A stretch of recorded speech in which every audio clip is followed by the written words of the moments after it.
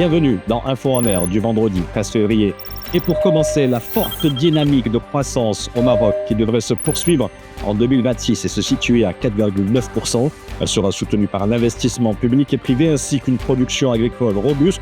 C'est ce que prévoit le Fonds monétaire international. Au terme d'une mission de consultation menée par une équipe du FMI avec les autorités marocaines, il a été fait état des avancées notables réalisées par le Royaume, des progrès manifestes, notamment en matière de réforme fiscale et de modernisation de l'administration.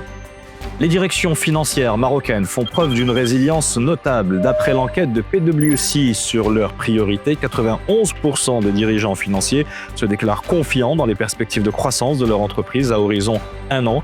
Ils sont même 95% à faire preuve d'un optimisme à l'horizon 2030. Cette étude a été réalisée auprès de plus de 50 directions financières représentant 10 secteurs d'activité.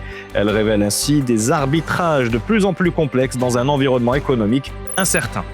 Le secrétaire général des Nations Unies se félicite de la nomination par l'Assemblée générale des 40 membres du nouveau panel scientifique international indépendant sur l'intelligence artificielle. Antonio Guterres a salué une étape essentielle pour mieux comprendre une technologie en pleine expansion. Ce groupement fournira des évaluations indépendantes et impartiales des opportunités, des risques et des impacts de l'IA. Ses membres contribueront notamment au nouveau dialogue mondial sur la gouvernance de l'intelligence artificielle.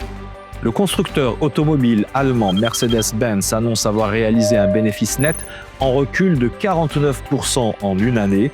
Il atteint 5,3 milliards d'euros en 2025 contre 10,4 milliards un an auparavant. Le constructeur, dont le siège est basé à Stuttgart, attribue cette contre-performance à la faiblesse de l'activité en Chine et à l'intensification de la concurrence sur ce marché. En cause également les droits de douane américains qui ont pesé pour environ 1 milliard d'euros. Pour la première fois de son histoire, le CAC 40 a dépassé le cap des 8400 points.